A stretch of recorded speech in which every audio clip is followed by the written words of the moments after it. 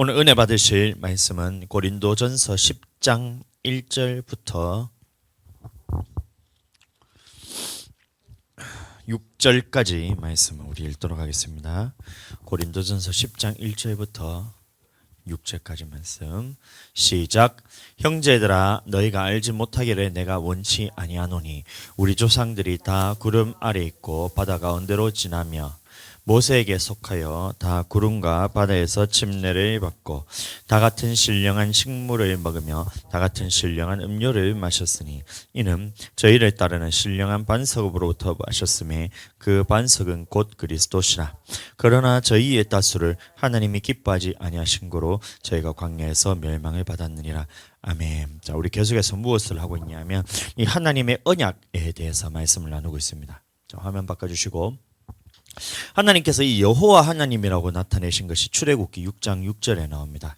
그 말씀을 보시면 내가 아브라함과 이삭과 야곱에게는 전능의 하나님으로는 나타났으나 여호와로는 내가 내 이름을 알리지 아니하였는데 모세에게 알리기를 나는 여호와로다 라면서 여호와라는 말씀이 무엇인가에 대한 설명이 나옵니다. 그 말씀을 보시면 여호와라는 말은 언약의 하나님, 다시 말하면 전능하신 하나님이 나와 언약을 맺고 그 언약을 이루시는 분이 하나님이시다라고 말씀하시면서 출애굽기 6장 6절, 7절, 8절 말씀을 보시면 이 세 가지 언약에 대해서 나옵니다. 그 첫 번째 언약이 바로 애굽 사람들의 손에서 애굽 사람의 그 노역에서 종살이하는 데서 너를 내가 건져주겠다는 언약이 나오고, 두 번째는 그 건진 사람을 내 백성으로 삼겠다, 세 번째는 가나안 땅을 약속으로 주겠다. 이 세 가지 언약이 나옵니다. 그래서 출애굽기 6장 6절에서는 하나님이 전적으로 첫 번째 이 언약에 대해서는 애굽에서 건지는 것은 누구의 노력도 아니고 오로지 하나님의 은혜로서 전적인 하나님의 능력으로서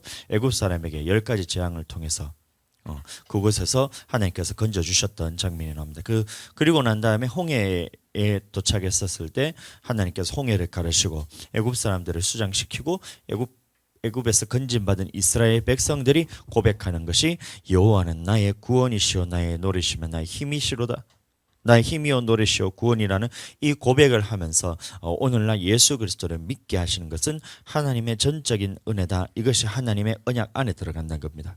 그래서 예수님을 믿기로 작정된 자는, 창세전부터 예정된 자는 모두가 한 사람도 빠짐없이 다 예수 그리스도를 믿게 해주신다. 그래서 성령께서 고백하게 하시고, 우리가 이제 고백하는 것이 사람이 시켜서 고백하는 것이 아니라 예수 그리스도를 믿기로 작정된 사람들은 하나님께서 정확하게 고백을 하시는 것까지가 바로 이 출애굽기 6장 6절에 나왔던 첫 번째 언약이 이루어진 장면입니다. 그런데 이 첫 번째 언약이 이루어졌다고 해서 내 백성이 되는 것과 가나안 땅에 들어가는 약속을 모두가 다 그것을 이루었냐 하면 성경을 보시면 그렇지 않다는 거예요. 이 하나님이 택하신 이스라엘 민족이 애굽에서 건진받는 것은 하나님이 전적으로 모든 하나님의 능력을 통해서 그것을 건져 주셨는데, 두 번째 언약 그리고 세 번째 언약에 대해서는 그것을 받은 사람이 많지가 않다는 거예요. 아멘. 그래서 이 약속을 그대로 출애굽기 19장에 가보시면 출애굽기 19장 5절, 6절, 7절 말씀 보겠습니다. 19장 출애굽기 19장 5절 6절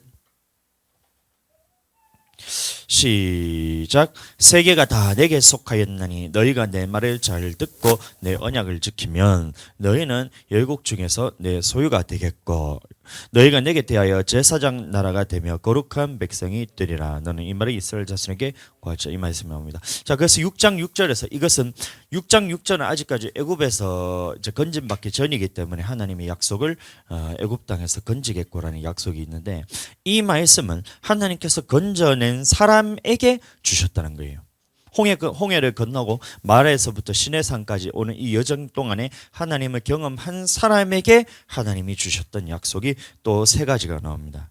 6장 7절에서는 이 내 백성이 되겠고라는 말씀이 나오는데, 19장에 와서는 너희가 내 말을 잘 듣고 내 언약을 지키면 이라는 이 약속에 조건이 들어가면서 이런 사람에게 내 소유가 되겠고 제사장 나라가 되며 거룩한 백성이 되리라는 이 세 가지 언약에 대해서 줍니다. 그럼 다시 말하면 여기서 말하는 언약은 출애굽기 6장 6절에서 말하는 언약과 다르다는 말이에요. 6장 6절에서 말하는 언약은 하나님께서 전적인 능력을 통해서 너를 건져주겠다. 그리고 건진 사람들에게 하나님께서 내가 약속 내 백성이 주겠다. 난 가나안 땅을 주겠다는 이 약속이 있기 때문에 이제 첫 번째 그 약속에 대해서 언약에 대해서는 이것에 대해서는 모든 사람이 내 노력이 아니라 우리가 힘으로써 되는 것이 아니라 돈으로 되는 것이 아니라 내 능력으로 되는 것이 아니라 오직 하나님의 능력으로서 그것을 건져주셨다 해서 건짐받은 사람에게 이 19장에 나오는 언약이 나온다는 겁니다. 다시 말하면 생명 얻는 언약을 여기서 이제 하나님께서 우리에게 주신다는 거예요. 아멘. 그럼 우리가 예수 그리스도를 믿고 주로 고백하는 것은 하나님의 전적인 은혜지만 이 예수 그리스도를 고백했던 주로 고백했던 사람들에게 하나님께서 우리에게 주시는 이 언약은 지키느냐 지키지 않느냐에 따라서 이 약속이 이루어지느냐 이루어지지 않느냐가 결정이 된다는 거예요. 자, 그래서 여기서 말씀을 다시 보시면 예수 그리스도를 믿는 사람들 중에서 그러면 하나님의 말씀을 듣기 위해서 나온 사람들이 많다 그랬어요? 적다 그랬어요? 굉장히 적은데 그 수가 우리가 상상 이상으로 적다는 것입니다. 오늘날 보면 교회 다니는 사람들은 다 천국 갈 것처럼 그렇게 살아가잖아요. 근데 그 중에서 말한다는 거예요. 하나님의 구원의 역사가 얼마나 이게 좁은 문이냐 하면 구원받는 사람의 수가 노아의 때와 같다 그러고 있거든요. 마태복음 24장 보시면 37절에 인자의 마음도 노아의 때와 똑같다 그랬습니다. 노아의 때 그러면 어떤 일이 있었냐면 전 세계에 막 적게는 막 한 50만에서 많게는 200억 정도 되는 그 사람의 수가 살고 있었다는 거예요. 적게는 50억에서 많게는 200억이 넘는 그 사람들 중에서 노아 방주에 들어갔던 사람이 단 8명밖에 없었다라고 말했습니다. 근데 인자의 임함도 그와 같으리라고 말하고 있어요. 그 당시에 그러면 예수 믿는 사람이 8명밖에 없습니다. 그것이 아니라 많은 사람들이 예수를 믿었다는 겁니다. 그래서 아담의 계보를 통해서 그 자손들이 쭉 나오면 이 믿음의 조상의 계보가 쭉 내려오잖아요. 아담이 아니고 저게 누구냐? 셋. 아벨 대신에 다른 씨를 주셨다면서 셋, 에노스, 게남, 말랄렐 이렇게 쭉쭉쭉 내려오면서 내려오는 그 계보가 있다는 거예요. 그러면 그 계보를 타고 내려왔던 사람들은 믿는 자라는 겁니다. 예수 그리스도를 믿는 그 족보에 들었던 그 가족들은 믿는 사람들, 하나님의 아들들이라고 성경에서 표현하고 있어요. 그러면 가인의 후손이라 되어 있는데 가인은 믿지 않는 자의 조상이 되었다는 겁니다. 그럼 믿지 않는 사람들의 그 조상이 되는 그 자손들을 보고 사람의 딸들이라고 이렇게 표현한 거예요. 그럼 그 당시에 셋을 통해서 태어났던 그 믿음이 있었던 예수 그리스도를 믿는 오늘날 예수님을 믿는 것과 똑같은 믿음을 가지고 있었던 사람들도 있었고 가인처럼 믿음이 없는 조상을 따라서 처음에는 믿는 사람인데 이 말씀을 좀 더 보시면 아담은 믿는 자입니다. 아담은 믿는 자인데 그 자식이 누구냐면 아벨과 가인이 나오잖아요. 근데 아벨은 하나님 앞에 예배를 똑바로 드려서 하나님 앞에 믿음의 계보가 이렇게 내려가야 되는데 죽어버렸고 가인은 믿는 자의 자손이긴 한데 예배가 연락되지 않으니까 하나님 앞에서 악을 행하고 죄를 짓고 살인하고 쫓겨나고 해서 저주를 받고 믿지 않는 자가 되어버리는 거예요. 그럼 오늘날도 우리도 예수 그리스도를 믿는 가정에서 그 믿음의 대가 왜 끊기냐 하면 그 죄를 통해서 자식들이 안 믿는 사람들이 태어난다 이 말을 하고 있다는 겁니다. 아멘. 그럼 아벨을 통해서는 그러면 하나님의 자손들이 태어나고 가인의 계보를 통해서 사람들의 자손이 태어났는데 수많은 예수님 믿는 사람들이 있는데 그 중에서 방주를 예배했던 사람이 단 8명밖에 없었다라고 말하고 있습니다. 창세기 6장 1절부터 봅니다.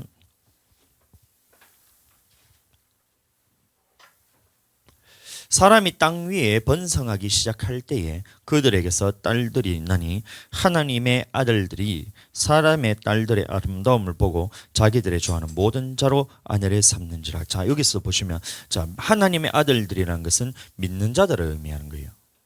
아멘.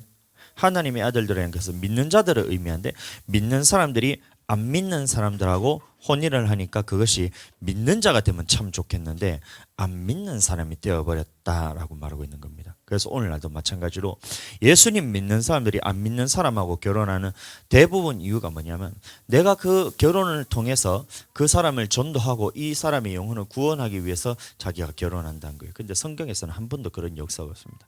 가끔 있기는 합니다. 예를 들어서 기생 라합 같은 경우에 라합은 누구냐? 오벳이 아니고 누구냐? 보아스 말고 라합 말고 보아스 할머니인데. 하여튼 믿음의 계보를 통해서 기생 라합 같은 몇 명 빼고는 모두가 다 하나님의 믿는 사람들이 믿지 않는 자와 결혼을 하면 믿음이 생기면 참 좋겠는데 대부분은 믿음이 없어진다는 거예요. 아멘. 그게 창조 때부터 지금까지 있어온 역사의 기록이라는 겁니다. 그러면 우리는 모험을 할 필요 없고 도박할 필요 없이 예수님 믿는 사람들은 믿는 자와 함께 해야, 믿는 자와 결혼을 해야, 그래야지만 하나님 앞에 믿음을 지킬 수 있다는 거예요. 그냥 예수님 주로 고백하는 그거 말고 그건 안 믿는 것과 똑같아요. 주로 고백하는 것도 하나님이 하시면 명령에 순종하라는 말씀 안에 믿지 않는 자와 함께 하지 말라는 말씀이 있는데 예수님을 믿는다 하면서 안 믿는 사람하고 결혼하는 것은 이미 그 부분에 대해서 믿음에 대해서 없다는, 그 부분에 대한 믿음이 없다는 겁니다. 이해되시죠? 자, 근데 6장 2절 말씀 보시면 하나님의 아들들이 사람의 딸들의 아름다움을 봤다고 했습니다. 그럼 다시 말하면 이 당시에 하나님의 아들들도 있었고 사람의 딸들도 있었다는 거예요. 그러면 믿는 자들이 있었는데 7장 1절 말씀 봅니다. 여호와께서 노아에게 이르시되 너와 내 온 집은 방주로 들어가라. 내가 이 세대에 내 앞에서 의로움을 내가 보았음이니라. 아멘. 그래서 이 방주에 들어갈 수 있는 자격에 대해서 성경 노아 사건에 대해서는 이렇게만 딱 나옵니다. 내 앞에 내가 의로움을 보았다라고 말했어요. 그럼 이 말은 노아가 그냥 예수님 믿는 의를 가졌다 이것이 아니라 노아는 하나님의 말씀에 순종하는 의로움을 가졌기 때문에 방주에 들어갈 수 있었다라고 말하고 있는 것입니다. 아멘. 그러면 마지막 때에 우리가 심판 때에는 보시면 그러면 노아의 때와 같이 인자의 임함도 이러하리라 했을 때 사람들이 먹고 마시고 시집가고 장가가고 있으면서 홍수가 나서 다 멸하기까지 그것을 깨닫지 못했다는 거예요. 그럼 이 당시에도 보면 사람들이 먹고 마시고 시집가고 장가가면서 깨닫지 못했던 것처럼 예수님이 다시 오실 때도 똑같은 상황이 벌어진다는 겁니다. 그럼 예수님이 다시 오실 때가 1000년 후, 2000년 후 이것이 아니라 예수님이 승천한 이후로부터 재림하는 그게 말세잖아요. 그 사이에 사는 사람들이 어떻게 살아가냐 하면 먹고 마시고 시집가고 장가들면서 살아가면서 예수님의 재림의 때를 준비하지 않으면서 살아간다는 거예요. 그럼 우리는 어떻게 해야 되냐? 그러면 이 말세를 살아가는 동안에 주의 강림하신다는 약속에 대해서 생각하면서 예수님이 다시 오실 때는 반드시 심판하시기 위해서 다시 온다. 이것을 깨달아 나는 심판받지 않게 위해서 주님 앞에 거룩하고 흠이 없이 나타나기를 힘써야 된다. 이게 하나님의 말씀입니다. 전체 성경의 내용이 그거예요. 아멘. 성경의 내용이 예수님 믿는 사람들은 믿지 않는 사람들이 이미 믿지 않기 때문에 심판을 받은 것이라 그랬고 예수 그리스도를 믿는 사람들 중에서는 예수님의 복음을 천국 복음을 듣고 깨닫는 자가 있고 깨닫지 않는 자가 있다. 그럼 깨달은 사람들은 천국 말씀을 깨닫는 사람은 인내로 지키어 결실해서 그것이 30배, 60배, 100배가 되어서 이것을 남기는 자, 그 열매를 거두는 자가 이게 이제 깨닫는 자고 깨닫지 못할 때는 이것은 마귀가 그것을 구원 얻지 못하게 하려 그것을 즉시로 마음에서 빼닫는 자들이 있다는 거예요. 그러니까 이 천국 말씀을 들었을 때 천국 말씀이라는 것이 굉장히 어렵게 생각하는데 그것이 아니라 창세 때부터 예수님 다시 오실 때까지 구원은 누가 얻냐면 예수님의 복음에 모세를 줘. 구약은 모세 통해서 줬던 복음이고 신약에서는 예수님을 통해서 우리에게 주셨던 이 복음에 순종하는 자들은 천국 가고 순종하지 않는 자들은 지옥 간다. 이게 이제 천국 복음이란 겁니다. 근데 이것을 듣고 지키는 사람이 거의 없다는 거예요.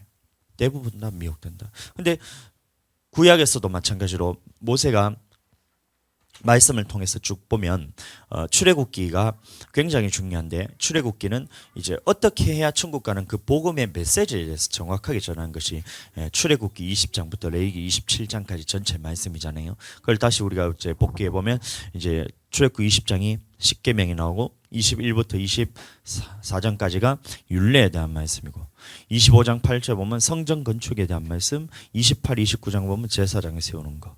이렇게 하고 이제 출애굽기는 끝납니다.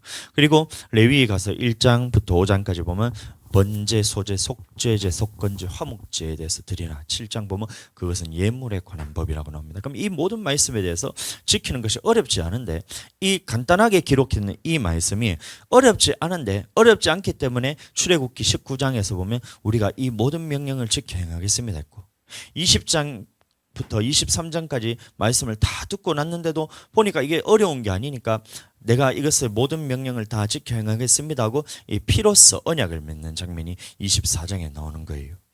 그럼 어렵지 않은데 왜 이것을 사람들이 왜 못하고 그걸 광야에서 멸망을 받았냐면, 그것을 미혹하는 존재가 있다는 거예요. 마귀가 미혹했다 그러는데, 시편 95편 7편 말씀 봅니다. 그럼 마귀는 무엇을 미혹하냐에 대해서 우리가 분별을 해서 우리는 미혹받지 않도록 주님 앞에 하나님의 말씀에 딱 붙어 있어야 됩니다. 95편 7절 11절까지 봅니다. 시작. 대저 저는 우리 하나님이시요 우리는 그의 길을 신은 백성이며 그의 손의 양이라. 너희가 오늘 그 음성 듣기를 원하노라. 이 시기를 너희는 10절 보겠습니다. 내가 40년을 그 세대로 인하여 근심하여 이르기를 저희는 마음이 미혹된 백성이라 내 도를 알지 못한다 하였도다. 11절. 그러므로 내가 노하여 맹세하기를 저희는 내 안식에 들어오지 못하리라 하였도다. 아멘. 그 40년 광야 생활하는 동안에 미혹하는 것들이 있었다는 거예요. 근데 미혹한다 했을 때 마귀가 미혹한다 돼 있지만 항상 마귀가 미혹하잖아요. 영적인 존재는 마귀잖아요. 근데 미혹할 때에 보면 마귀가 갑자기 꿈에서 나타나가지고 너 하나님 말씀 듣지 마. 예배 시간에 그렇게 발 올리면서 그렇게 막 대충 드려. 예배 시간에 돌아다니면서 장난치면서 의자 가지고 막 장난쳐. 이렇게 마귀가 그렇게 미혹한다는 게 아니에요. 이해되세요? 마귀가 그렇게 갑자기 마귀가 막 어떤 형체를 가지고 와서 에비 하면서 막 이렇게 가지고 막 사람들이 놀래키면서 너 하나님 말 듣지 마 이런 식으로 마귀가 미혹하는 것이 아니라 항상 누구를 통해서 미혹하냐면 사람을 통해서 미혹한다는 거예요. 그것이 목회자가 될 수가 있고 신학자가 될 수가 있고 우리 같은 가족이 될 수가 있고 친구가 될 수가 있고 안 믿는 사람이 될 수가 있고 이런 사람들을 통해서 항상 그 미혹한다는 거예요. 근데 그 미혹의 메시지는 똑같습니다. 하나님의 말씀대로 살지 않아도 천국 간다 이거예요. 아멘. 그러면 우리가 이 미혹을 우리가 받았을 때에 그러면 우리는 어떻게 이 미혹에서 이길 수 있냐면 기록된 하나님의 말씀 외에는 이 마귀를 이길 수 없다라고 기록되는 거예요. 우리가 열심히 기도하면 그 마귀가 우리를 미혹 안 할까요? 그렇다면 사도 바울이 말년에 되었을 때 로마서에 7장 6장 말씀이 없어야 되잖아요. 7장 말씀이 없어야 되잖아요. 항상 내 속에 거하는 죄가 나를 사로잡아가는 것을 본다 했거든요. 로마서는 그 사도 바울이 말년에 썼던 거의 마지막에 썼던 편지거든요. 그럼 로마서 죽을 때가 다 됐는데도 사도 바울이 봤는데 내 속에 죄가 나를 이끌어가는 것을 봤다 그랬어요. 사도 바울이 우리보다 기도를 훨씬 많이 했잖아요. 자기는 방언으로만 기도했다는 거예요. 내가 누구보다 방언 많이 말을 하는 것을 감사하다 그랬거든요. 그럼 사도 바울이 사역을 예수님을 처음 만났을 때부터 죽을 때까지 기도하고 있었는데 마귀가 속에 미혹하는 그것을 던져놓는 걸 보니까 야 사도 바울을 기도한다고 그게 되는 게 아니라는 거예요. 그럼 사도 바울은 어떻게 이 마귀의 미혹에서 이길 수가 있었냐면 그래서 에베소서 6장에 보면 전신갑주를 입으라면서 말씀에 대해서 말씀을 딱 하는 거예요. 우리가 말씀에 붙어 있지 않으면 우리가 능력이 나타난다 하더라도 네가 미혹될 수밖에 없다. 하나님께서 40년 동안 이 기사의 표적을 받는 그 이스라엘 백성이라 할지라도 하나님의 말씀을 떠났을 때는 그 사람들이 다 미혹당해서 마귀를 섬기게 됐다. 그럼 오늘날도 마찬가지로 마귀를 이길 수 있는 유일한 것은 뭐냐면 기록된 말씀밖에 없다. 그래서 예수님이 마태복음 4장에 보시면 기록되었을 때 하면서 마귀를 물리치는 장면이 나온다는 거예요. 아멘. 사도 바울도 고린도전서 4장 6절에 보시면 나와 이 일에 아볼로와 나를 보여 이 본을 보였다는 거예요. 그 어떤 본을 보였냐면 기록된 말씀 밖으로 넘어가지 않아서 서로 대적하여 교만한 마음을 먹지 않게 하기 위해서 기록된 말씀 안에서만 내가 말하고 기록된 말씀 안에서만 생각하고 기록된 말씀만 딱 전했다라고 사도 바울이 말한 거예요. 왜냐하면 기록된 말씀 밖으로 넘어가 버리는 순간 항상 마귀에게 미혹되기 때문에. 같은 말씀이 사도행전 20장 28절 말씀부터 한번 보겠습니다. 사도행전 20장 28절. 너희는 자기를 위하여 또는 온 양떼를 위하여 삼가라. 성령이 저들 가운데 너희 감독자로 삼고 하나님의 자기 피로 사신 교회를 치게 하셨느니. 27절 말씀도 봅니다.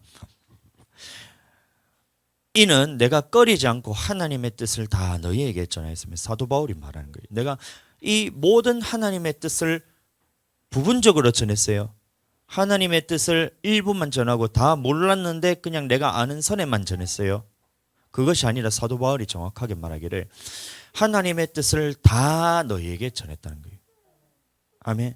요한복음 17장 8절 맞네요. 요한복음 17장 8절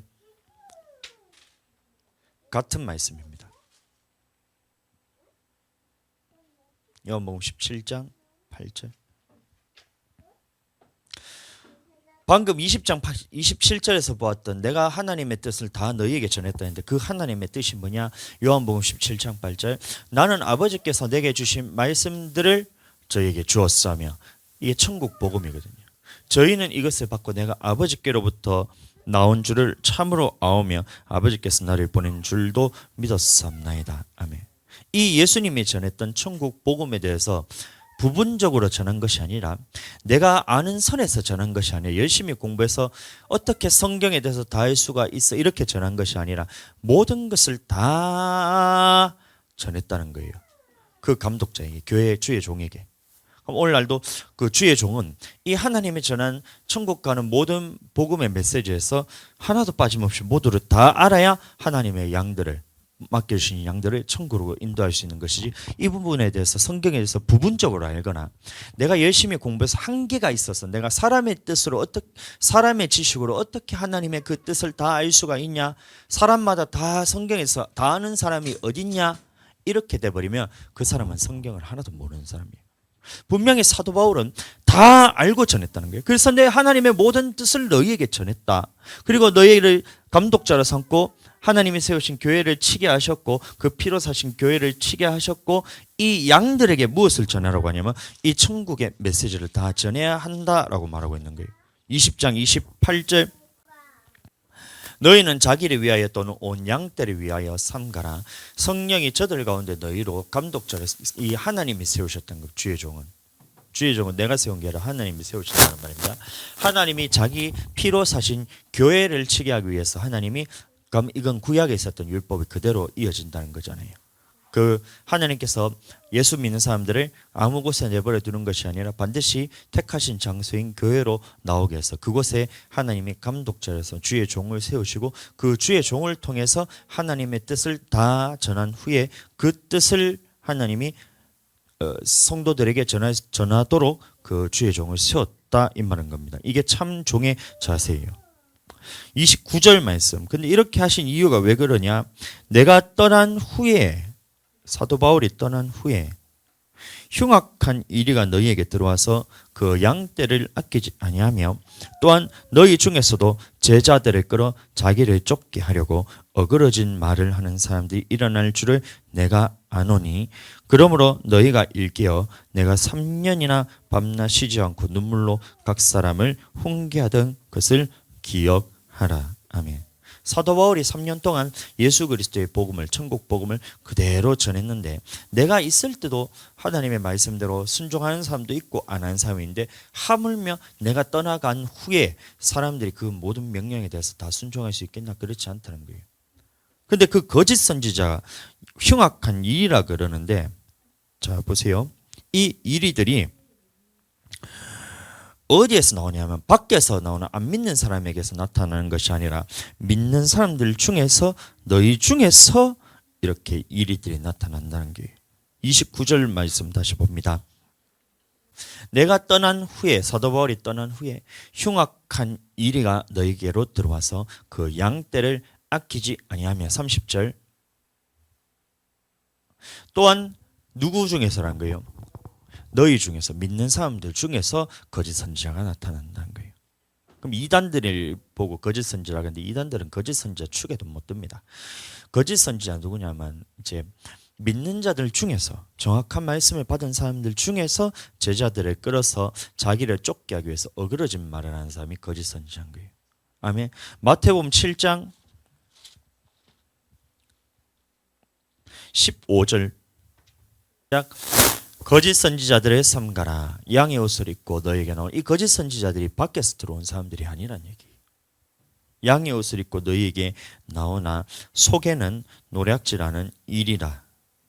아멘. 그럼 이 거짓 선지자들이 나올 때는 뭐 이단과 같이 모르게, 이단은 뭐 알잖아요. 다 알잖아요. 누가 봐도 저 사람은 이단이다 뭐 있잖아요. 옆에 보면 신응함하게 이런 것도 있고 하나님들 이런 것도 있고 있잖아요. 그런 이단들이 있잖아요. 이름도 부르기가 싫을까 그러는데 그런 사람들이 나타나가지고 너희를 이렇게 끄는 것이 아니라 그 사람들은 이미 하나님 앞에 거짓 선지자 축에도 못 끼는 애들이고, 그럼 진리의 말씀도 알고 예수님을 안 믿는 사람이기 때문에 안 믿는 사람이죠. 근데 교회 안에 믿는 사람들 안에 선지자인 것은 하나님의 말씀을 전하는 사람인데 그 말씀을 전하는 사람들 중에 거짓 선지자가 있다는 거예요. 근데 그 겉모습을 보면 양의 모습으로 보인다는 거예요.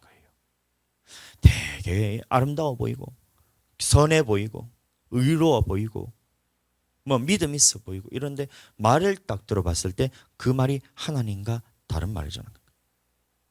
하나님의 말씀이 아닌 다른 말을 전하면 그것은 거짓 선지자입니다. 근데 또 거짓 선지자는 누구냐면 하나님의 말씀과 사람의 계명을 섞어 전하는 것도 거짓 선지자라고 말하고 있어요.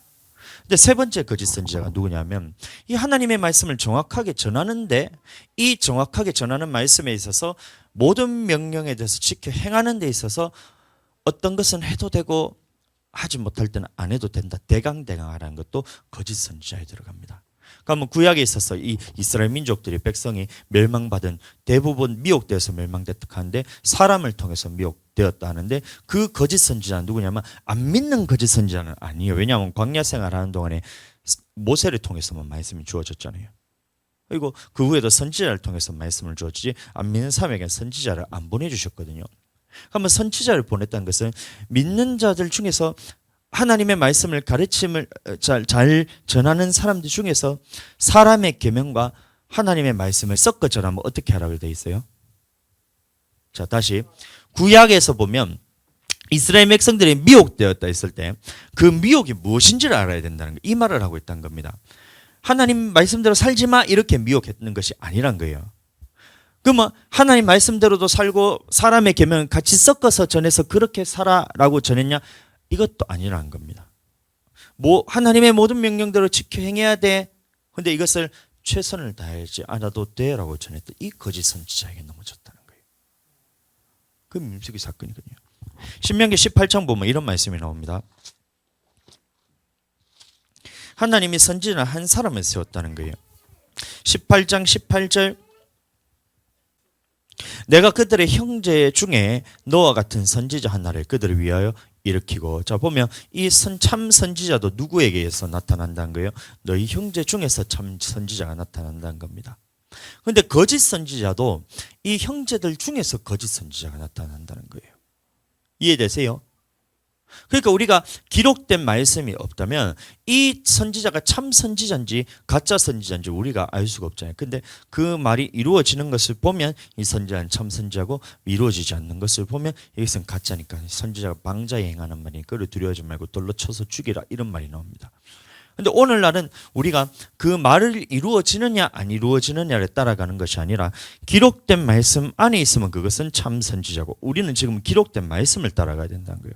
근데 기록된 말씀이 아닌 다른 말을 전하는 것은 하나님 앞에 이루어진다 할지라도 그 선지자는 죽여라 이 말을 하고 있어요. 신명기 13장 1절 근데 왜 그렇게 하나님께서 쳐 죽이라 했냐면 이 선지자가 전하는 메시지가 하나님의 말씀과 다른 메시지를 전한다 그것이 아닙니다. 보세요. 너희 중에 선지자나 꿈꾸는 자가 일어나서 이적과 기사를 내게 보이고 계속 내게 말하기를 내가 본래 알지 못하던 다른 신들을 우리가 쫓아 섬기자며 이적과 기사가 그 말대로 이룰지라도 너는 그 선지자나 꿈꾸는 자의 말에 청종치 말라. 이는 너희 하나님 여호와께서 너희가 마음을 다하고 성품을 다하여 너희 하나님 여호와를 사랑하는 여부를 알리하사 너희를 시험하려 하십니다. 여기서부터 이제 달라진다는 거예요. 18장에서는 어떤 선지자가 일어나서 말하는데 여호와께서 이렇게 말했다 하는데 그것이 말하는 대로 이루어지면 하나님이 보내신 선지자다라고 나오잖아요. 맞죠? 18장에서 보시면 아까 18절부터 봤던 말씀이 보면 어떤 선지자가 하나님이 이렇게 말했다 했는데 그 말씀대로 이루어지면 참 선지자, 그 말씀대로 이루어지지 않으면 가짜 선지자라고 이렇게 얘기했잖아요. 근데 13장의 말씀은 보면 그게 아니라는 거예요. 어떤 선지자가 나타나서 꿈꾸는 자 선지자가 나타나서 우리가 다른 신을 쫓아 섬기자 하며 이적과 기사가 그 말대로 이루어졌다는 거예요. 이루어졌는데 너는 그 말을 따르지 마라. 그 이루어지는 그것보다 그 이적과 표적보다 더 중요한 것이 뭐냐면 네가 기록된 말씀에 있어서 마음을 다하고 성품을 다하고 힘을 다하고 목숨을 다해서 하나님을 섬기냐 섬기지 않나를 알게 하기 위해서 하나님께서 참 선지자를 남겨두셨고 오늘날로 말하면 기록된 말씀을 남겨두셨다는 거예요. 그래서 이 기록된 말씀 밖으로 넘어가게 되면 그것은 미혹되는 것이고 기록된 말씀 안에서 우리가 말씀 안에 순종하게 된다면 그것은 우리가 하나님 앞에서 올바로 붙어 있다는 겁니다. 아멘. 자, 그러면 40년 광야 생활 동안에 이스라엘 민족들이 멸망받은 사건들이 8가지가 기록이 되어 있습니다. 출애굽기 32장에 보시면 금송아지 사건으로부터 시작해서 11장에 보시면 1절부터 이제 원망하는 사건들이 나타나기 시작해요. 8가지 사건 중에서 금송아지 사건 하나, 그 다음에 음행하는 사건 하나, 그다음 주를 시험하는 사건 하나 빼고는 모두가 원망해서 이스라엘 백성들이 광야에서 멸망을 받았다는 겁니다. 자, 그러면 이스라엘 백성들이 광야에서 멸망받았는데 왜 멸망을 받았나? 음행하고 주를 시험하고 간음하고 원망하고 주를 시험하고 간음하고 우상숭배에서 멸망을 받았다. 자, 맞습니다. 우상숭배, 간음, 주를 시험, 그 다음에 원망해서 멸망을 받았다. 근데 그 원망하고 그 주를 시험하고 음행하고 그 다음에 우상숭배했던 이유가 무엇이냐면 그 마음이 미혹되어서 그렇다는 거예요. 근데 이것을 항상 미혹했다.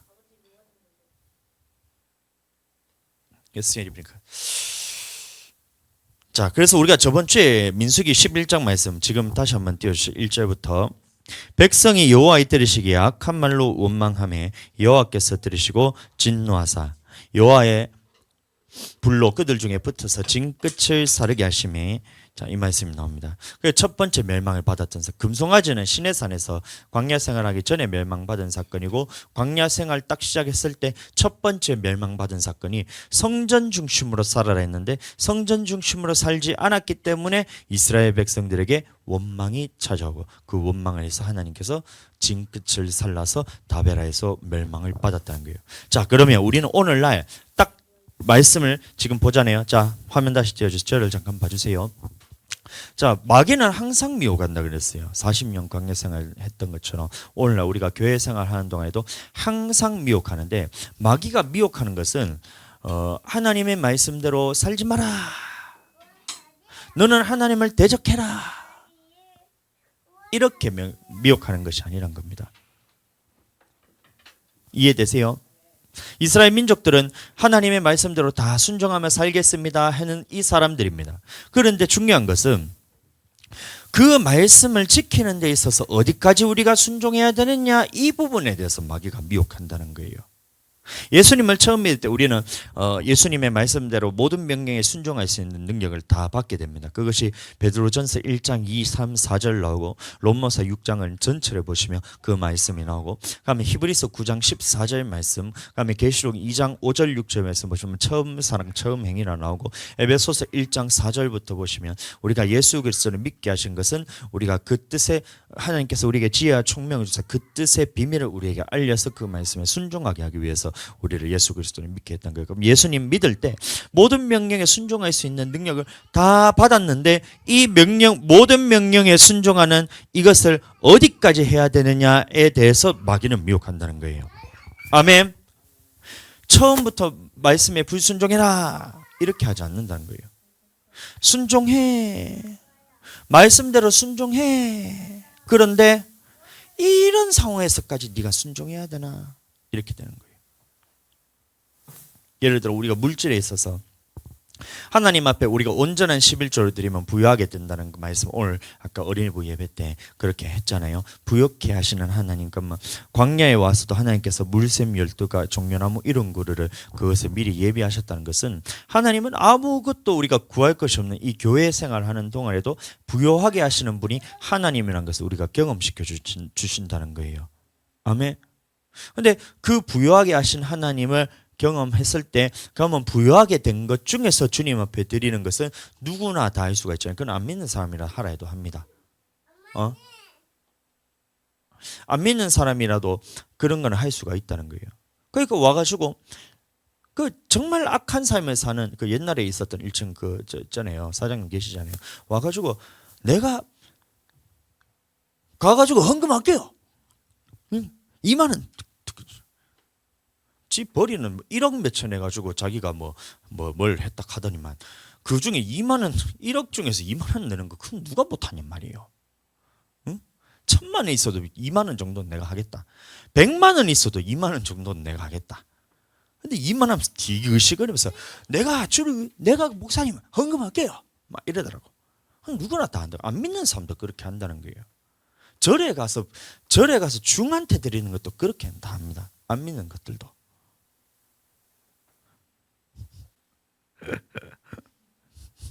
되게 잘 어울리네. 근데 중요한 것은 우리가 하나님이 물질에서 풍요를 주셨을 때에 그 풍부한 그 물질을 주셨을 때 그거에 대해서 드린 것은 누구나 다 하는 거예요. 근데 하나님이 낮추어 시험하실 때 이것을 통과하기까지는 얼마나 어려운 줄 모릅니다. 그러니까 우리가 내 먹고 마실 것이 없을 때 그것 아껴서 드린 거는 내가 할 수 있습니다. 왜냐하면 내가 직장 생활을 할 때는 그 월급 다 들여도 내가 먹고 사는 데 있어서 별로 지장이 없거든요. 부모님 밥 주재, 집이재, 내가 월세 내는 거 아니잖아요. 다 할 수가 있어요. 그러니까 청년 때는 너무 쉬워요. 그래서 월급 받은 거 그대로 다 드리고 장학금 받은 거 이런 거 하나도 아까운 마음이 안 들고 다 드릴 수가 있어요. 그 돈이 꽤나 큰 돈이거든요. 학생한테는 200만 원, 300만 원 되는 돈은 눈 하나 깜짝 안 하고 다 드릴 수가 있어요. 먹고 사는 문제에 있어서 내가 전혀 타격이 없기 때문에. 근데 하나님이 보셨을 때 그거 낮추어 시험하는 것이 아니라 생계가 달려있을 때 먹고 마실 것이 없어서 굶어 죽게 생겼을 때에 그때 하나님 앞에 내가 드려서 내가 스스로 궁핍하게 되느냐 이것을 달아볼 때 그것을 우리가 어디까지 해야 되느냐 하면 요 수준까지 해야 되는데 대부분 사람들이 여기를 가지를 못하는 거예요. 쉬운 것인데 어려운 것이 아닌데 네가 그렇게 해서 너에 있는 것을 다 내놓고 주님께 드리면 하나님이 100배로 너에게 갚아주신다는 것이 하나님의 말씀이라서 믿는 자들은 그렇게 하게 되는데 사람들이 대부분 여기 믿음까지도 가지지를 못한다는 거예요. 그래서 대부분 돈 있을 때는 그냥 헌금하다가 조금 생활이 조금 어려워지면 경제가 좀 지금 같이 어려운 상황입니다. 지금 경제가 너무 어려워요. 그런데 이런 상황에서는 제일 먼저 줄이는 것이 뭐부터 줄이냐면 헌금부터 줄이거든요. 자기 생활은 그대로 생활 수준을 유지하고 싶은데 줄여야 될 것은 뭘 제일 타격이 없는 걸 보면 애들 학원 가는 거 다 보내, 밥 먹고 사는 거 다 먹어, 월세 그대로 집도 좋은 집 살아, 차도 좋은 거 끌어, 다 좋은 것을 다 해놓고 난 다음에 제일 먼저 끊는 게 뭐냐면 교회 헌금하는 것부터 딱 줄여버립니다. 그러면 자 하나님이 그냥 많을 때는 헌금하는 것이 굉장히 많이 내는 것 같았는데 딱 낮추어 시험하는 그 많은 고난도 아니에요. 잠깐 어려운 경제 때문에 조금 힘들어졌다고 해서 제일 먼저 줄인 것이 헌금 먼저 줄인다 하면 이 사람은 주님 앞에 지금 헌금 생활을 물질을 생활을 제대로 하고 있는 거예요? 없는 거예요? 제대로 하고 있지 않다는 겁니다. 예? 그러면 마귀는 무엇을 미혹하느냐? 낮추어서 시험할 때 네가 이런 상황에서도 먼저 그의 나라와 그의 의를 구하는 데 있어서 뒤로 물러나지 않고 주님 앞에 드리는 데서 최선을 다해서 드리냐, 내가 먹고 마시는 것이 없더라도 최선을 다해서 좀 줄다 할더라도 내 것 줄여서 주님을 위해서 먼저 드리느냐 안 드리냐 이것을 시험하게 한다는 말이에요. 그럼 마귀가 그렇게 시험한다는 거예요. 근데 여기까지 통과한 사람도 있어요. 헌금 드린 거 줄일 수 없다. 우리가 먹고 마시는 것보다 그의 나라와 그의 의를 먼저 구하라 했기 때문에 이건 종자씨 같은 거잖아요. 그래서 주를 위해서 내가 받을 것을 기대하면서 심는 사람들이 있다는 거예요. 그래서 물질의 축복을 연단의 과정을 통과하면 또 물질의 축복을 주는데 그 다음 단계로 넘어가면 어떤 일이 벌어지냐면 이 과부의 사렙다 과부와 같은 그 상황이 벌어진다는 거예요. 그러면 내가 이거 먹고 그냥 가난해 조금 남들 예전보다 조금 못 사는 것이 아니라 너가 이것을 지금 주님 앞에 드리면 너는 지금 굶어 죽게 생겼어. 네가 이것을 주님께 먼저 드리고 나면 너는 생활 자체를 할 수가 없어. 아예 그냥 막 앞도 보이잖아. 그냥 목숨을 내놓는 거랑 똑같아. 그래서 주님 앞에 딱 드리려고 하면 이 마음이 통과를 해야 하나님 앞에서 그게 우리가 그 다음 단계로 넘어갈 수 있잖아요. 가장 쉬운 것이 물질이잖아요. 근데 이 연단의 과정에 딱 들어갔을 때 통과할 수 있는 사람이 극히 없다는 거예요. 목회자들 중에서도 거의 없다는 거예요. 오늘날 대부분 목사님들이 목회자의 이중직 이러면서 목사님이 교회 생활만 교회에서 말씀만 기도만 말씀과 기도만 보면 생계에 대해서 이거를 책임을 져주지 않으니까 성도를 똑바로 가르쳐야 책임을 지는데 똑바로 안 가르쳐서 책임을 못 지니까 목회자의 이중직 이러면서 목사님들이 일해야 된다. 일하는 것을 굉장한 미덕으로 여깁니다. 사도 바울도 그 텐트 치는 자 아니었냐? 그러니까 브리스길라와 아굴라와 같이 생업이 같음으로 텐트 치는 일을 하면서 자비량으로 섬겼지 않느냐. 그러니까 목사님들도 일해서 자비량으로 목회를 해야 된다 하는데 그 말씀을 그렇게 해석하면 안 되는 거예요. 사도 바울이 자비량으로 선교를 했기 때문에 선교가 안 됐다 이렇게 나오거든요. 사도행전 볼까요? 말씀을 이제 오랜만에 찾아서 봐야 되는데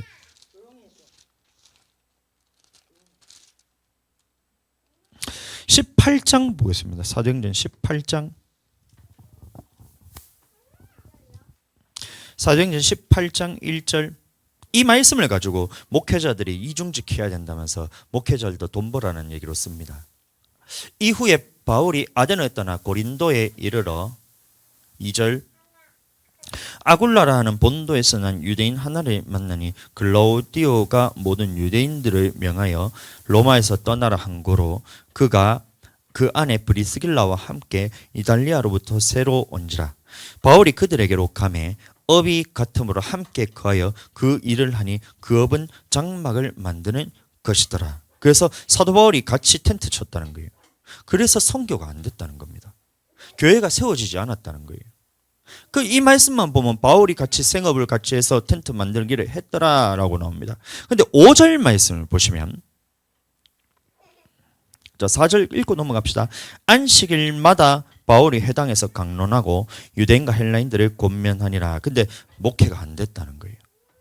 근데 언제부터 목회가 되냐면 5절 시작. 실라와 디모데가 마게도냐로서부터 내려오매 바울이 하나님의 말씀에 붙잡혀 유대인들에게 예수는 그리스도라 밝히 증거하니. 자, 실라와 디모데가 마게도냐에서 내려왔는데 무엇을 갖고 오냐면 마게도냐 교회로부터 그 선교 헌금을 갖고 옵니다. 이해되세요? 그전에는 사도 바울이 자비량으로 선교하니까 목회도 하고 일도 해야 되니까 목회가 안 됐다는 거예요. 근데 마게도냐로부터 실라와 디모데가 선교 헌금을 갖고 딱 와서 사도 바울에게 목회할 수 있도록 이 모든 물질에 대해서 딱 갖다 주니까 그때부터 사도 바울이 말씀에 붙잡혔다 그랬어요. 그럼 다시 말하면 브리스길라 아굴라와 같이 생업을 같이 하면서 일도 하고 목회도 같이 하니까 말씀에 붙잡히지 못했다는 거예요. 그러니까 목회가 안 됐다는 거예요. 근데 이 실라 디모데가 선교 헌금을 줘서 목회 활동비 이런 것들을 다 감당하니까 이게 주의 종을 미기는 말씀대로 순종하고 나니까 하나님의 말씀에 붙잡혀서 유대인들에게 예수는 그리스도라 밝히 증거하면서 여기서부터 교회가 세워지기 시작합니다. 그러니까 전체 말씀대로라면 이거는 사도 바울이 그거를 생업을 같이 했다 이래 볼 것이 아니라 이 생업에 주의 종에 먹을 것과 쓸 것을 공급하지 않으면 주의 종은 말씀에 붙잡힐 수 없다라고 봐야 되는 거예요. 그래서 이때 이후로부터 사도 바울이 교회를 세웠는데 그 교회들이 다 든든하게 세워지는 거예요. 11절 18장 11절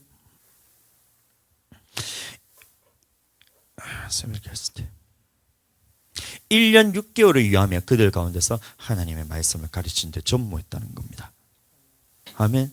자, 그러니까 오늘날 보면 자, 그러면 목회자들이 하나님의 말씀 안에서 마귀는 어떻게 미혹하는 이걸 우리가 봐야 돼요. 그러면 하나님이 원하시는 이 절대적인 그 기준이 있잖아요. 하나님이 원하신 절대 기준. 그러면 우리가 주의 종 같은 거, 이 성도들은 아닙니다. 그 주의 종 같은 경우에는 자기 부모, 자식, 그다음에 집이나 전토를 다 버리고 주를 쫓아야지 하나님의 말씀을 정확하게 전할 수가 있는데 집도 있어, 차도 있어. 그다음에 부모도 버리지 못해, 자식도 버리지 못해, 처도 버리지 못해, 땅도 못 버려, 떠나지는 못해. 이러고 있으니까 하나님의 말씀대로 제대로 못하잖아요.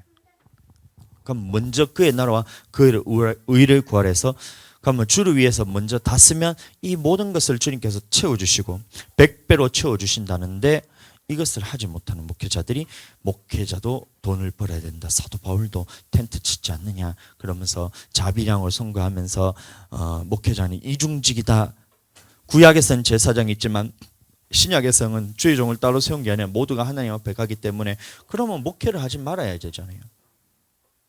오늘날에도 목사님들이 목사 일을 하지만 목사도 일이라고 생각하니까 그래 된 겁니다. 이건 주의 종인데 목사님이 일도 해야 되고 그다음에 말씀도 전해야지 이게 아름다운 것이다. 이렇게 말하면서 이중직을 굉장히 이제 덕목으로 여겨요. 제가 신학교 다닐 때만 해도 막 7대 3 정도예요. 7대 3. 7명은 그래도 목회해야 된다. 우리는 굶어 죽더라도 목회해야 된다라고 이런 사람들이 그래도 7명 정도는 됐어요. 다시 100명 중에 목회를 하는 사람은 한 15명, 20명밖에 안 됩니다. 그 중에서 목회한다는 사람들 중에서 말이에요. 목회한다는 사람들 중에서 그래도 7 정도는 한 3명 정도는 그 자비량으로 해 이중직이나 얘기하면서 그래도 7명 정도는 목회에 대해서 올인해야 된다. 말씀과 기도해야 된다. 이런 사람이 있었어요. 근데 얼마 전에 저 목회자 세미나 갔을 때 저보다 한 7살, 8살 어렸던 그 목사님 한 분이 오셨는데 대뜸 질문한 것이 목회자의 이중직에 대해서 어떻게 생각하세요? 그래서 그건 굶어 죽어야지. 목회자가 그거를 일을 해가지고 먹고 살 것 같으면 차라리 굶어 죽지 그거를 어떻게 일을 하냐 딱 했더니만 나를 이상한 사람을 쳐다보고 요새 신학교는 안 그렇다는 거예요. 자기는 나처럼 생각한다는 거예요. 근데 대부분 10에 9은 거의 10명 100에 99는 목회자 이중직을 당연한 것으로 여긴다는 거예요. 그 말이 무슨 말이에요? 주의 종을 세울 필요 없다. 율법에 없었다면서 주의 종을 세운 것을 구약의 율법이 없어져도 된다 생각하면서 그러면 여로보암의 죄에 대해서 일반인들 아무나 제사장을 세워가지고 말씀을 아무나 전해도 된다 이 말을 하고 있다는 거예요. 그게 당연한 것을 여기고 있다는 거예요. 나라가 멸망받는 죄인데 그거를 깨닫지는 못하는 거예요. 이중직 안 된다는 거예요. 그러면 다시 우리가 굶어 죽으려 하는 그 상황 가운데서도 주님 앞에 먼저 그의 나라와 그의 의를 교회를 위해서 먼저 쓰느냐? 주의 종을 위해서 먼저 쓰느냐? 그다음에 가난한 이웃을 먼저 성도들을 먼저 채우느냐? 성교 구제하는 것에 먼저 쓰느냐? 그리고 난 다음에 내가 먹을 것 마실 것 없더라도 주를 위해 다 쓰느냐? 이것은 천국 가고 지옥 가는 문제인데 그러면 마귀는 어떻게 한다는 거예요? 네가 이렇게 극한 가난 가운데서도 먹을 것이 없어서 너만 죽으면 되는데 네 자식들 어떻게 할 거냐고. 자식들은 키워야 될 거 아니가. 학원 다 보낸다는 거예요. 학원 간다고 애들이 똑똑하나? 내가 볼 때는 우리 주아 수학 끊었을 때 요 교회에서 내가 수학을 몇 번 가르쳐 줬는데 하나님의 지혜가 들어간 것 같은 내가 볼 때는 지금 2학년 2학기 거라는데 쑥 풉니다. 막히지 않고 잘 풉니다. 빼기를 2번 받아 올림 2번 내림 하는데도 그거 다 풀고 올림 내림 섞였는 거를 했는데도 지금 다 풀고 있어요. 2학년 2학기 때야 그게 되는데 근데 내가 봤을 때는 주아 그 학습지 인터넷으로 다운받아서 한 2번 정도 제가 주니까 처음에는 좀 어려워해요. 그래서 더하기가 빼기가 뭔지 더하기가 뭔지 10단위 올라간 거 받아 올림 받아 내림 갚으면 풀지는 못하던데 한 2장 정도 푸니까 이게 감각이 생겨가지고 지금은 2자릿수 더하기 빼기 받아 올림 2번 하는 거 받아 내림 2번 하는 것도 다 됩니다. 섞인 것도 다 됩니다. 그러면 구구단만 하면 이제 2학년 거 다 지금 떼고 올라가요. 그러면 주아가 학원 다녀서 그게 똑똑해진 거예요. 그게 아니라 주님이 먼저 그의 나라와 그의 의를 구해서 주를 위해서 먼저 썼더니만 하나님이 그 지혜 안 주시겠냔 말이에요. 나 아빠 닮은 것 같아 내가 볼 때는. 아버지가 그랬거든요. 아버지는 학교 다니는 거 수업 그 별거 중요한 거 아니다. 대학교 수업 중요한 거 아니다. 내가 중요하게 여기거는 주를 위해서 섬기는 것에서 금요일부터 주금토일 그 교회 가가지고 찬양단 섬기고 청소 섬기고 청년들 모임 섬기고 다 섬기고 주의 종 전도사님 옆에 따라 임기면서 수발 들고 목사님 뭐 어떤 거 다 하고 하여튼 모든 그 교회 일이 너무 좀 즐겁기도 했고 하나님이 주셔서 그랬겠지만 그걸 다 하고 난 다음에 학교 갔더니만 얼마나 이게 지혜를 주는지 말씀 시간에 그 수업 시간에 목사님이 그 교수님들이 딱 얘기하는 걸 딱 듣는데 첫 마디 딱 되는 순간 하루 그 있었던 수업 내용들이 그냥 머릿속에 다 들어요. 나는 이게 너무 신기해. 애들은 끝나고 난 다음에 뭔 말인지도 모르는데 나는 미리 예습을 하잖아요. 딱 가가 책 펴놓고 오늘 배울 내용이 뭔가 쭉 보고 내가 오늘 어떤 내용 보군구나. 그러면 목사님 교수님 어떤 말인가 할까? 딱 하니까 머릿속에 빠바박 하는 거예요. 근데 첫 마디 딱 되는 순간 그 책의 내용이 내 안에 딱 들어오는 거예요. 이게 공부입니다. 공부. 나만 그런가? 근데 나만 그런 게 아니에요. 나는 하나님에 대한 믿음이 있었거든요. 그 어떤 믿음이 있었냐면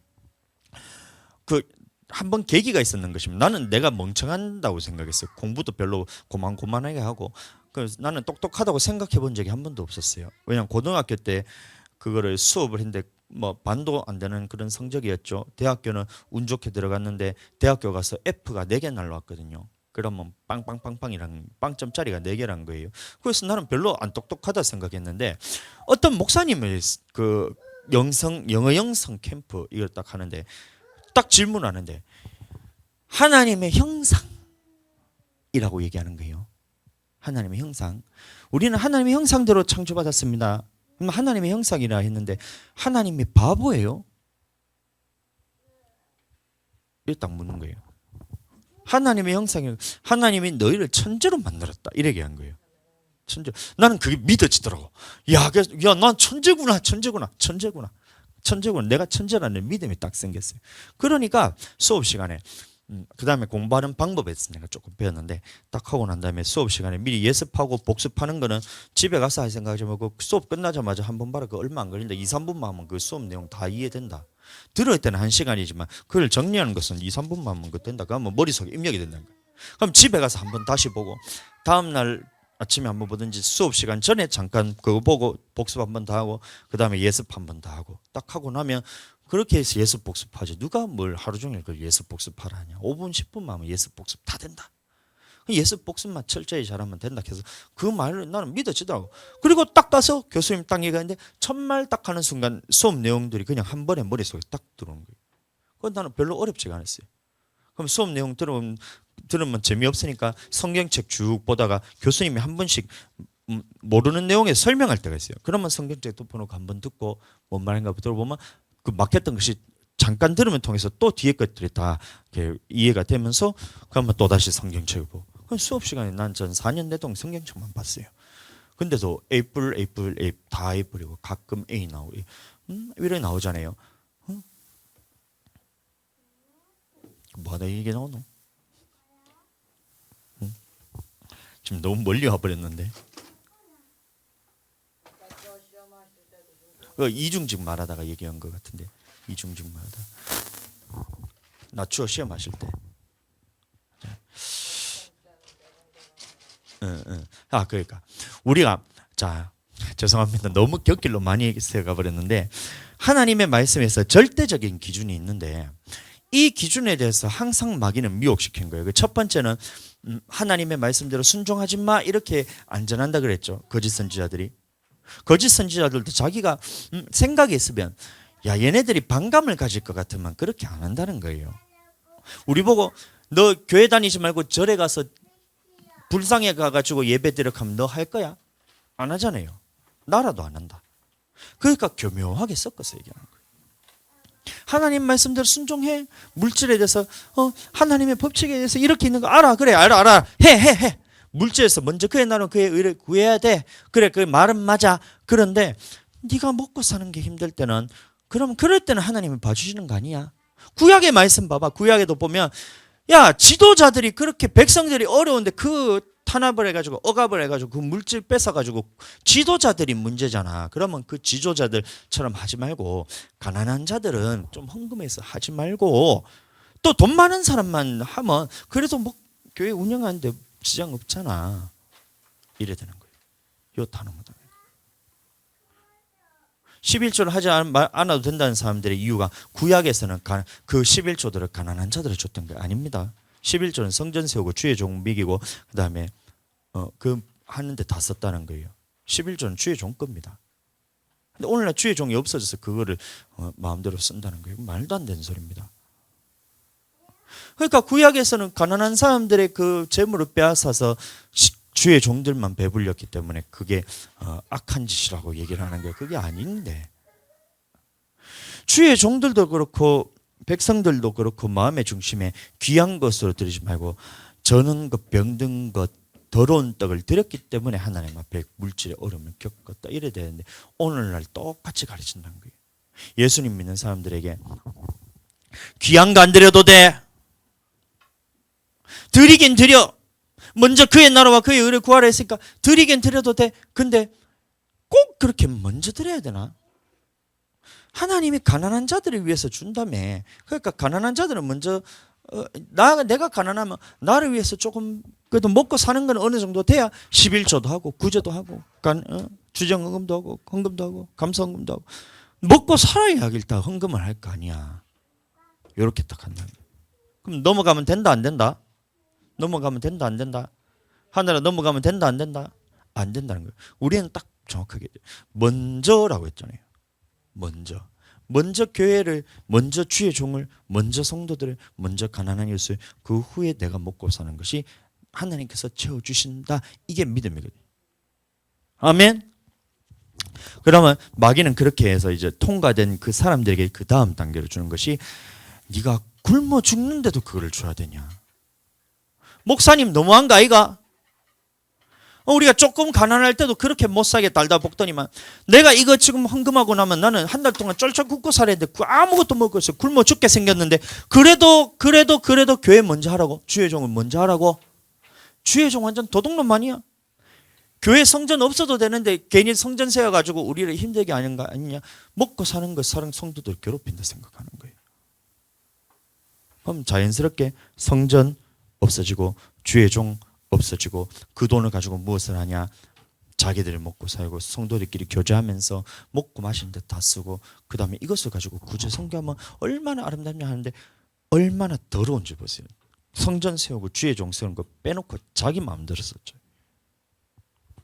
굶어 죽는 가운데 사렙다 과부는 이 엘리야가 왔을 때 마지막 남은 기름 한 병 그 다음에 떡 가루 조금인데 이것을 드리고 나면 이제 아들하고 나하고는 이제 굶어 죽게 생겼던 거예요. 그래도 주의 종을 위해서 먼저 썼더니만 그 땅에 기근이 없어질 때까지 그 병의 기름과 떡 가루가 마르지가 않았다 그랬거든요.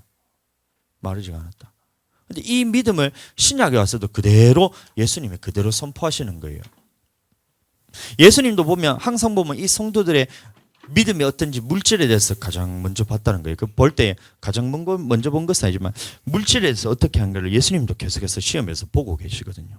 근데 딱 보면 바리새인들과 서기관들은 돈을 좋아하는 자와 이렇게 말씀이 나오고, 근데 그 중에서 성전에서 앉았을 때 연보에 괴를 넣을 때 돈 넣는 것을 옆에서 예수님이 지켜볼 때 바리새인들과 서기관들이 돈을 많이 넣는 거예요. 오늘날로 말하면 100만 원, 200만 원 이렇게 넣는 거예요. 근데 예수님이 가만히 지켜보는 거예요. 근데 사렙다 과부가 딱 하는데 2렙돈 한 고드란트를 딱 내요. 오늘날로 말하면 몇천 원 이렇게밖에 안 냈다 이 얘기인 거거든요. 근데 예수님이 딱 보시고 난 다음에 하시는 말씀이 이 연복에 누구보다 이 가난한 과부가 제일 많이 넣었다라고 얘기하시거든요. 그럼 오늘날도 마찬가지로 우리가 그 가난한 과부의 2렙돈이 뭔가에 대해서 얘기를 쭉 보시면 다른 사람들은 풍족한 가운데 넣었거니와 그 과부는 자기의 생활비 전부를 넣었다는 거예요. 그럼 이 과부는 무슨 마음을 가지고 넣었냐면 예수님이 그 중심을 봤을 때 내가 먹고 마실 것이 없어 죽는다 하더라도 주의 종을 교회를 위해서 먼저 섬기겠다 이 마음이 있었기 때문에 하나님이 그거를 받으셨다는 거예요. 받으셨다. 그럼 오늘날 여기까지 나와야 말씀을 전했을 때 그 말씀대로 꼭 해야 되나라는 말이 안 나오겠냔 말이에요. 먹고 마시는 거에 있어서 내가 먹고 마시는 것이 내가 해결 안 되는데 그것을 주를 위해서 다 쓰면 굶어 죽으란 말입니까? 라고 이렇게 얘기한다는 거예요. 하나님 안 굶기신다니까요. 이 믿음이 있어야 우리가 천국 가는데 천국 가냐 지옥 가냐 문제인데 이것을 하지 못하게 된다면 그게 바로 마귀의 미혹이라는 거예요. 물질에 있어서 하나님이 먼저 그의 나라와 그의 의로야 네 모든 소유를 다 팔아서 가난한 자들에게 나누어 주라. 즉시로 가서 해라. 그 다음에 쭉 누가 보면 전부 다 물질에 관한 말씀이 계속 나오거든요. 그럼 가난한 과부의 두렙돈도 하나님 앞에서 자기의 생활비 전부를 다 넣었다 그러면 가난한 과부라는 것은 그 생활비가 없으면 굶어 죽게 생겼는데 그것을 다 연복에 넣었다 이런 말하고 있잖아요. 그럼 우리는 굶어 죽는 상황에서도 주님 앞에 다 드리는 이 믿음이 있어야 주님 앞에 천국 갈 수 있다 이건데 달라 하지도 않는데 그 마음도 못 품고 있다는 거예요. 마귀의 미혹이라는 겁니다. 하나님의 약속은 우리에게 주어졌어요. 예수 그리스도를 믿는 사람들은 아브라함의 자손이라고 했거든요. 그럼 아브라함의 자손이라면 그와 함께 약속을 천국에 대한 약속을 유업으로 이 약속을 받은 자라고 했습니다. 근데 이 사람들 중에서 천국에 들어간 사람들이 그렇게 많지가 않다는 거예요. 가나안 땅에 들어간 사람들이 여호수아 갈렙 외에는 모두가 다 광야에서 멸망을 받았습니다. 장정만 60만 3,550명입니다. 그러면 전부 220만 명이 되는 그런 200만 명이 넘는 사람들 중에서 단 2명만 천국 갔다. 다시 말하면 마귀가 미혹할 때 하지마 이렇게 안 한다 그랬죠. 하나님의 말씀과 사람의 말을 섞어서 해. 이것도 우리가 분별해줘요. 근데 마귀는 어떻게 하냐면 그래 하나님의 말씀대로 다 해. 근데 네가 목숨이 날아가는 그 상황에서 네가 해야 돼? 내 마음과 형편이 도저히 할 수 없는 그 상황에서도 네가 해야 돼? 이래 물어봤을 때 우리는 거기서 마귀의 미혹에 넘어가게 되면 지금까지 해왔던 이 모든 것들이 다 무너지게 된다는 거예요. 근데 오늘날 이것을 무너뜨리는 사람들이 많다는 겁니다. 항상 하나님의 심판은 예수님의 재림 때에 맞춰져 있다고 해서 그럼 재림 때는 건 환난 후에 재림하시기 때문에 환난을 견디고 이기는 자라야 천국 간다는 겁니다. 그러면 우리는 환난 때 지금 살고 있지 않기 때문에 똑같은 믿음의 그것을 어떻게 보냐면 우리가 낮추어 시험할 때 환난 가운데서 네가 시험하고 하나님이 낮추어 시험할 때 그것에 네가 동참하느냐 그리스도의 남은 고난은 내 육체에 채우느냐 안 채우느냐에 따라서 그것이 결정된다는 거예요. 할 수 있을 때뿐만이 아니라 도저히 할 수 없는 그 상황 가운데서도 하나님 앞에 믿음으로써 살아가느냐가 천국에 들어갈 수 있는 공의로운 하나님의 심판의 표요 하나님의 나라에 합당한 자로 여기심을 얻는다 그랬거든요.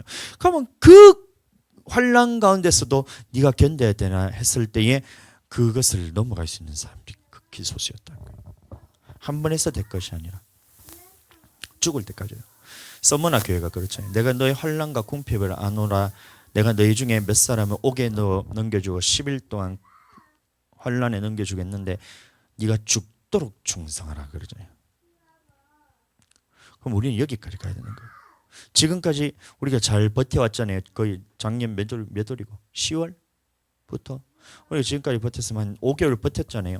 근데 4개월, 5개월 동안 우리가 먹을 것이 없어 주를 위해 먼저 썼더니만 하나님께서 참 우리에게 풍족하게 막 넘치도록 그렇게 하지는 않았지만 그래도 우리 먹고 사는 문제에 대해서 주님이 다 책임져 주셨고 100원 단위, 1000원 단위로 맞춰가 만원 안으로 딱딱딱딱 채워서 주님이 먹고 마시고 이러한 거 경험시켜 주셨잖아요. 근데 이것을 끝나는 것이 아니라 이 상황 가운데서 주님이 우리에게 더 요구하신 것은 네가 더 큰 환난이 오는데 그 가운데서 네가 낮추어 시험할 때 목숨을 다해서 주님 앞에 죽도록 충성하느냐 하지 않느냐를 보고 천국이냐 지옥이냐 결정되는 거예요. 우리는 뒤로 물러가 침륜에 빠질 자가 아니고 오직 영원함에 이런 믿음을 가진 자니라 해서 우리는 그쪽으로 나가야 됩니다. 지금 멈춰서서 뒤로는 물러가는 것이 아니라 지금 환난과 이런 핍박 가운데서 우리 가난 가운데서도 주님이 우리에게 요구하시는 것은 더 죽도록 충성해라. 더 기도하고 더 말씀 보고 더 주님 앞에서 교회를 위해서 더 살고 더 물질 위해서 더 살아라. 이게 하나님의 말씀이고 뒤로 물러가면 안 된다는 거예요. 이 미혹에 대해서 마귀는 계속 너는 이쯤 하면 됐지. 넉 달 동안 주님 앞에서 우리가 이렇게 주를 위해서 살고 있잖아. 먹고 마실 거 없어 주를 위해 살잖아. 그런데 앞으로 이것이 계속되는데도 너는 끝까지 그렇게 네 먹을 거 마실 거 다 버려가면서 주를 위해서만 살 거야? 한 번쯤은 너를 위해서 살아도 괜찮잖아. 이렇게 미혹한다는 거예요. 마귀의 미혹은 그런 겁니다. 아멘. 그 미혹에서 이겨내서 우리 모두 천국 들어가길 축복합니다.